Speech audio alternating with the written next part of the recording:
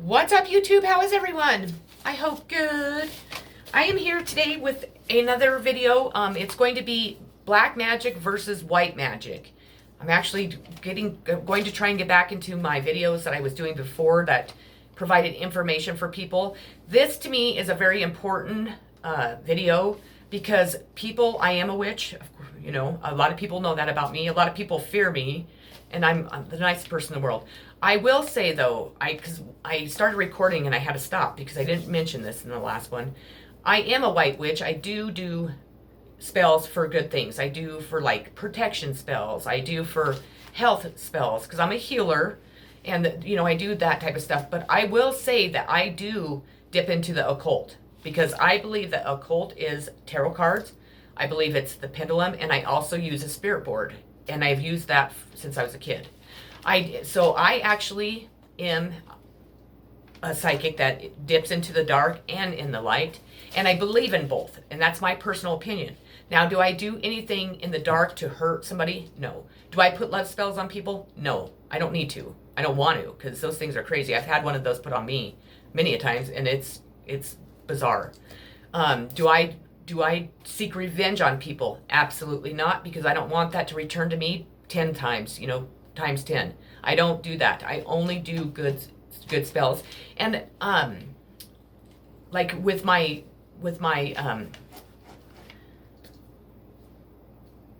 my internet store, I guess is what I'm trying to call it. I'm almost done creating the whole thing, and then I'll open it up for everybody to see, and hopefully you guys will shop.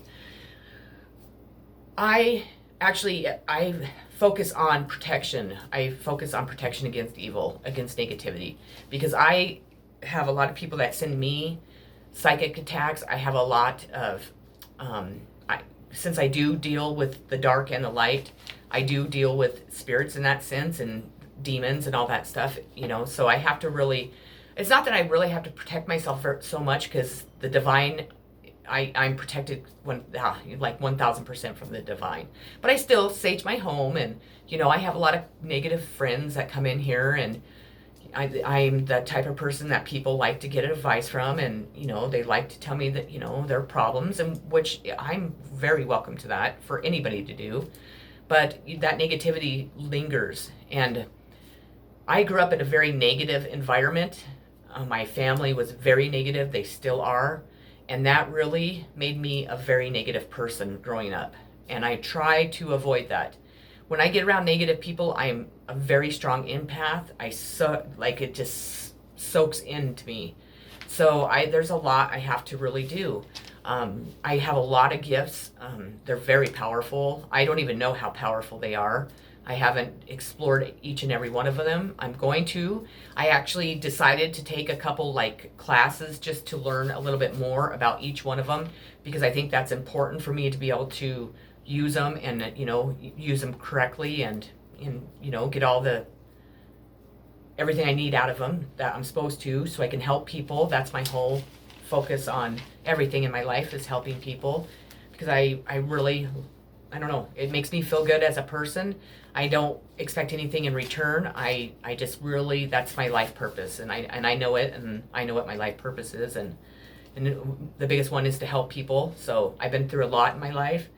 I've had people really hurt me and do some really shitty things to me, and they still are doing it to me. They don't seem to understand that when somebody's psychic, and especially like with my gifts, I see right through them. I know before they even knock on my door what they're coming over here for. And they just, I don't know, and they think that they can put spells on me, and people are jealous of me because of my gifts. It's crazy. Or they're jealous of me because of my hair. It's bizarre. I'm like, you know what? If you like my hair, fucking cut your hair like mine. I don't care. I mean, we're not going to look the same, because we don't look the same. I don't care. If you like my hair, then have at it. I cut my own hair. I color my own hair. I do everything. So I'm like, but I'm not going to cut your hair to look like mine. You can go have somebody else do that. That's, I don't like to look like everybody else, because I'm not like everybody else. And I don't typically look like, most people. So anyways, I can go on and on about that all day, and that could just be my video. And I mean, I could just go on and on. So, maybe I will. Maybe that's what I'll do. Maybe I'll just kind of do this video later, and because I do have a lot to say, actually. So my mom passed away the 23rd of May. It's been very difficult for me. I miss her so much. Was my mom the greatest mom? No. Was she the nicest mom? No. Did she teach me the proper things that most parents teach their kids? No. She did not teach me love. She did not teach me affection. I was very neglected that way. Very. And I have been my whole entire life. I honestly don't think I've ever really felt true love in my life. Like somebody really loved me. Somebody support me. Somebody, encourage me, and somebody to help me like go through all the stuff I've gone through. I've gone through a lot. My daughter's dad committed suicide, if you don't know that. And then, I got pregnant, we got married, we got divorced. And right after that, I ended up I had her, got pregnant, had her. Then I ended up with bladder cancer that I fought for 3 or 4 years, a long time. And it really, really took its toll on me. I was a single mom. I worked full time. I was going through treatments, and I would take myself to the doctor, and then I would go pick up my child after that and try and make it home. And the whole time I'd be puking, and then they put me on something else, and I had like a rash would break out, and I couldn't even hardly wear clothes, but I had to go to work. And it was a real big struggle, and I did it by myself. I mean, my mom was an alcoholic. So anytime anything went wrong, it just gave her an excuse to drink and drink more. So she couldn't be there to help with anything else. So I went through that, and my dad, my real dad, he came to visit me for like 2 days when I had cancer, and really he wasn't there to see me. He just wanted a free place to stay and whatever else. I mean, he bought me towels. He bought me some new towels back then, and that's what he did for me. He had told me, he's bragging how he's going to pay my rent and just really help me out, and he didn't do anything, nothing at all. He bought me like 3 new towels, and that's pretty much the last thing he's ever bought me, which is fine because I don't care about material things. I can buy whatever I want to buy. That's not the point. The point is that when you're a parent, you are a parent for life. I don't care if your kids are 50 years old, especially if they're a single parent. It doesn't matter if they're a woman or a man. The fact is that being a single parent is fucking hard. You have to fucking work. Well, at least I did. I mean, I never got assistance. I made too much money, and I didn't make shit. I worked for the state, and I made $1,000. They paid once a month, and I made like $1,000, maybe $1,200 a month. And so by the time I paid my rent, and then I paid my electric bill and whatever else, I was broke for a whole month. But so what, I mean, it was rough. It was really rough. And I've never went to people and asked them to help me. I've never asked people for handouts. I've never, asked my parents, can you please pay my rent? I always did it. I always made sure somehow I did it, and I did it. But it was really tough because I had to keep working because I needed the insurance and I needed the job. So I ended up getting fired though, because my daughter, she kept running these temperatures that were so freaking high.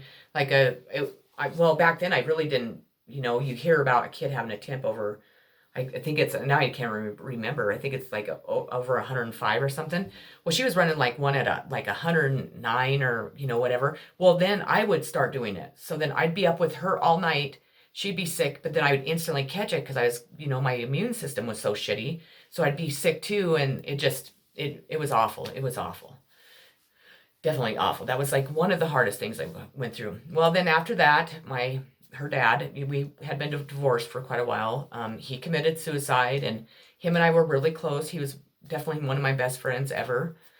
We couldn't be married, but we made good friends. We made good co-parents, But he was an alcoholic. He struggled with depression. He was dating this fucking psycho, excuse my mouth, but whore, pretty much. I was sleeping with everybody in town and just would beat the shit out of him every time she'd get drunk. And she just, I can't. I don't like her. And I'm not like that. I really try not to hate somebody, but that girl is just, I don't want to go there.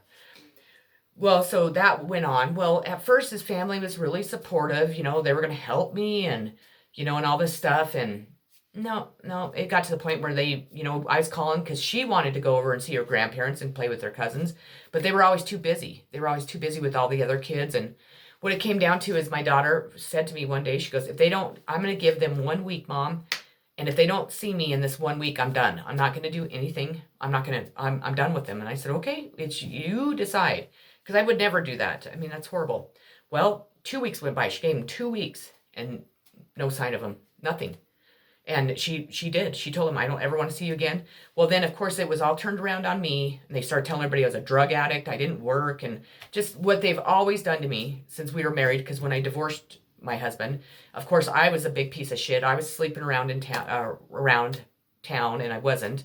I hadn't slept with anybody. That was the last thing I was thinking about after everything I was going through. And that, yeah, I don't know. It just went on and on and on. So that was the beginning of that. Well, after he passed away, a guy that I would see once in a while, like off and on, that I went to school with, and I was just so in love with. I mean, just we ended up starting to date. Well, we ended up, moving things pretty fast. We ended up getting married, and we weren't legally married. We got married under our pretense. I mean, it wasn't like we went to the courts and got legally married, but to us, we were married. At least I thought. And we had a pretty good life. He didn't have a job, so I started a cleaning business, and our cleaning business fucking boomed. I mean, it took off. We worked our asses off. I mean, 7 days a week. I'd get off work from cleaning all day, then I'd have to go home and make dinner, and we were remodeling our house that we lived in and all that good stuff. And so our life was just really busy, but I thought was happy. It was rough at the very beginning. My husband did drink a lot. He was he would get violent and, and so on and whatever. But I thought we had kind of worked through all that, but no. His mom passed away, and that just sent him into orbit. But there was just so much more to that. That's like a whole nother video. Well, we got into an argument, or he got into an argument with me at a client's house one day, and proceeded to throw the bottle cleaner at me, hit me in my face, and did all this other stuff to me, and he left me there. He literally got into our van and drove off. So I had to find a ride home. My client's coming home in an hour for lunch. I was trying to find somebody to come pick me up. Finally, my mom comes and picks me up. We go home. Well, our van's in the back, and that was typical of him. He would go back there and work, and or if he just wanted to skip out on a responsibility, he would do that so he could drink, I suppose. Well, the thing is we were supposed to go to a concert that night. I got ready for the concert. No sign of him. No. I waited up till 4 o'clock in the morning. No sign of him. So the next day, I called my mom and told him, there was no sign. She goes, well, call his dad and have his dad come over and check on him. I said, okay. So I did. His dad goes back there. I never seen him, but he comes out and says that he was dead, that he had committed suicide too. And he had done it the same exact way that my daughter's dad did it. And of course, the rumor, after that, it just exploded. Like I was some husband killer. And, you would think if I really did do that, I would have got money. But what ended up happening is they ended up taking all my money. They literally cleaned out every bank account I had. They took vehicles. The house that we were living in was supposed to be our house. It was given to us when we got married. I put my money into it, and I put almost $200,000 in that home. We went to court. I had 24 hours to move out, so I was homeless. I had to get my shit out, and I was homeless. I literally had all my stuff in this moving truck, and I was homeless. So it was just really stressful. Well, then the rumors really started. I mean, the funeral, they all shunned me. Nobody would talk to me. His family didn't let me plan the funeral. They of course let me pay for it. Of course, that was the biggest thing. They just took all my money, and they had no shame doing it. I mean, I literally had no money. I went from having a business account full of money to a savings account that was full of money, and then to our checking account that we paid our regular bills to, and my daughter's college fund, and they drained them all. The judge allowed them to drain them all. They left me $1 in each account, and that's all I had. Then they went and destroyed my reputation around town. They went to my clients and told them that I was a drug addict, that I was a thief. And these people, I had been cleaning for them for 5-6 years. My business had been voted number one in the state of Wyoming for 4 or 5 years in a row. It was devastating. I mean, it just and then I was grieving my husband because I thought, well, how the hell did I not know that he was so depressed that he was going to commit suicide. Well, it turns out that none of that is real. I mean, that was just like a cover up to take all my money and then to get life insurance and to fuck me over, which they pretty much did and they still are doing. And that's kind of where I'm going with this. You know, I have people that come over to my house, they claim to be my friend, and they claim to, you know, I just love you. And no, they come over here to get information, to see how I'm doing, what I'm up to, so they can take it back to whoever's doing it, well, which I know who's doing it, but I'm not going to really mention the names, and give them information. And then they come over here, and I'm such a generous person that they use and abuse me. But then when I catch on, I'm like, and then I never see them again. Then all of a sudden, here comes a new person. And I didn't know. I've always had, I thought, a lot of friends. I mean, I've always been pretty popular. I've known everybody until this all happened. And I don't have any friends, which is fine. I mean, I'm a big girl. I like to be alone. I can, you know, occupy my time. I can find stuff for me to do all the time. I'm busy. I stay busy working, and that's what I do. But these people, like I said, the reason why I actually found out what they had done to me is because the universe like opened the fucking floodgates. I was dying of a broken heart. I was so brokenhearted over my husband's death. I was devastated. I mean, I was just dying of a broken heart. I literally would still be grieving. I mean, I would be a mess. The day that I realized what they were showing me, because I have visions, I see visions, what they were showing me was what had actually occurred and who helped and what they did, and all this deceit and lies and cheating, and my family and their family, and just all these people that I love, and all these people that I thought I could trust, that I would go talk to about this stuff, that I was sharing all this with, were actually the people involved.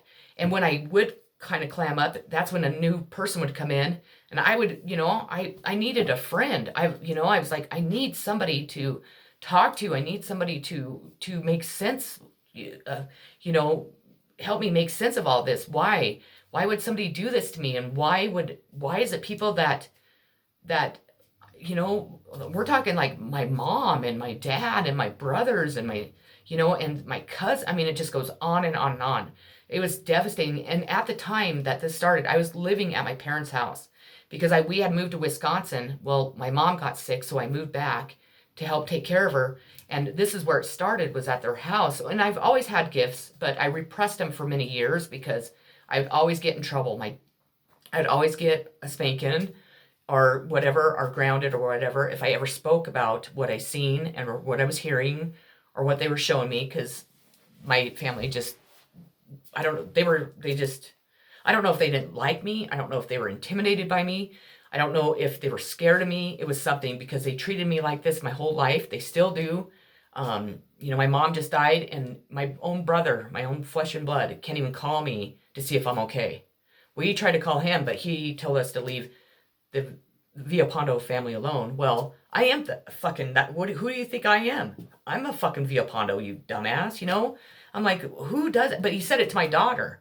And I thought to myself, who the fuck talks to their niece like that? Who's not there for their family? Well, he wasn't there. He was there for my first husband's death. He came, and, you know, he was, you know, brother of the year, and, you know, was there for me. And, well, after he left that day, of course, it was all over with. I don't know what the fuck he was doing. I don't know. But then when my next husband died, or supposedly died, he nowhere to be found. And then when I was trying to reach out to him because I was so brokenhearted and I was just wanted somebody to talk to, he would tell me that the Villalpandos send their sympathy about Mark. He was a nice guy, and that's all he said. And I'm like, what the fuck, you know? And then it just progressed. I mean, like, my friends that I thought were my really good friends were just dropping off like flies. There was just nobody. It just left me all alone. During this whole time, is what they did is they whomever has done all this, and then, but to me, everybody's done it, because people that were my best friends stopped talking to me, and they still don't talk to me.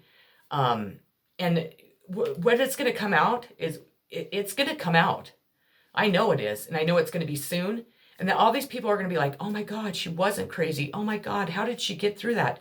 Or they're so scared because they don't quite understand what's going on that they just won't help me, or they won't even talk to me.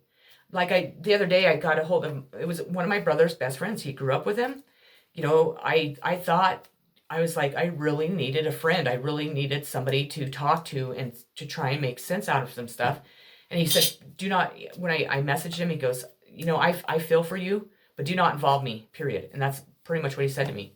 And he was like, pretty much leave me the fuck alone. And that's what people have done to me. So I've had to deal with all this on top of everything else, and I've dealt with it alone. And that's what I've done my whole life. And people, like, they'll come in and they'll be like, my God, she's so rich, and oh, she just is so snooty, and what, she doesn't work and all this shit. And I'm like, for one thing, I'm not fucking rich by any means at all. I mean, I live pay to pay, or paycheck to paycheck. If my furniture doesn't sell, I don't eat. If I don't work, then how do I make money? I mean, I have to go out there and build stuff and paint stuff and create stuff, and then I do my cards on the side, and I'm doing a cleaning business on the side. I'm always working, but people, because I'm at home, well, I have post-traumatic stress disorder so bad because all these people were so fucking mean to me. And like, if I go out in public, they'd be calling me a husband killer, or like when I lived in Wisconsin, I did get pulled over and I had been drinking with my daughter in the car. I have no shame. I mean, I made a mistake, and I'll fucking own up to every mistake I ever make in my life. But when they arrested me, okay, so they took me to one jail. Well, it was like a couple hours later, they came in and arrested me again at that jail and took me to another jail because they were charging me with child abuse. Because supposedly some lady see us on the side of the road, and I was beating my daughter. And that was not going on. I had pulled over, yes, because my daughter was upset because she knew that I had been drinking and she knew I should not drive. So what did I do? I did the responsible thing and I pulled over. And that's when the cop pulled up behind us. There was no lady, there was nobody behind us. And this gal told everybody that this is a story, that she was behind us and I had my daughter out of the car beating her. But that's kind of funny because when the cop got there, his report doesn't say that. It says that I was in the car. He walks up and I said, I have been drinking before he even asked me. I mean, I admitted it. My daughter was crying. Yes, she was scared. She had every right to be. But they charged me with child abuse because my daughter had a scratch on her finger. Or they tried to charge me with that. Well, they got me for battery. I ended up getting battery charges because I was up 16 hours away from my family. I didn't know a soul there. I was confused. I was upset. I felt guilty for drinking and driving with my kid. I knew I was in a bad depression. I knew that my mindset wasn't good because I was struggling in my life and I had no one to help me. And I have been in that situation ever since all this has happened. But I'm a strong enough fucking person that, you know what? I am beating the odds. I'm beating what they thought. I think they were hoping I would commit suicide. I think that they have done this to me because they want me gone, because they know I know the fucking truth and I know what these people are about. I know what they've done and they know it. So they harass me. They try to get me in trouble all the time. They spread horrible lies about me. They tell people horrible things about me that's not even true. I stay home. I don't go out. Once in a while I might go gamble with a couple friends, but I don't really even have any friends, so I don't really do that. I don't trust anybody. How can I? I made the front page of the Wisconsin paper, mother drunk, beating her kid on the side of the road. All this, I mean, it was all bullshit. And then my first husband, my daughter's dad's mom, proceeded to post that article on her Facebook for fucking 3 months straight every day to make me look like an asshole in the town I lived in. How did she even find out about it? Because nobody even knew by then. She knew like the very first day. So that says a lot. And I could just go on and on and on. My story is there's so much, and it's so crazy that it is hard to believe. There's times I'm asking myself, am I fucking crazy? Am I just imagining all this stuff? But no, because I have proof. I mean, lots of proof. But it doesn't do me any good because I try to hire an attorney. Well, I hired one in Cheyenne and they fucked me over because they got paid they had to been paid off because we went to court and that my attorney didn't say a word, and let alone the owner of this attorney's office. They should have never allowed me to hire him because it was a conflict of interest because the guy was the old DA and he had prosecuted my husband for blowing up his house, trying to commit suicide years before that, which I knew nothing about. But his whole family was telling everybody, "There's no way Mark would try to commit suicide. Nope, nope, no. He would stop us. We were going to commit suicide, and nope, nope, nope. He would never do that." And then I have a newspaper article as I'm fucking reading it about him blowing up his house because he had turned on the gas, blew himself and at the time his girlfriend through the floor with their 2 kids through the floor because they both lit a cigarette after he went and shut off the gas, but the house had already been full of gas. And then in the thing, he states in there, "I was trying to commit suicide." So, but I was an asshole because then everybody, his cousins went and told everybody and on and on and on. And literally the town I grew up in, I knew everybody in that town. I mean, I wasn't perfect. No, I drank too much. I was a really bad alcoholic. I mean, and when I would drink, at times I could get fucking mean. I'll tell you, I was an asshole. At times I made a fool out of myself. But you know what? I would never hurt. I mean, I would never, ever kill somebody. I didn't get life insurance policies. The families all did. I didn't get Social Security. The families did. And then on top of all that, they took all my money. They left me broke and homeless. And with my daughter, they didn't even care about her.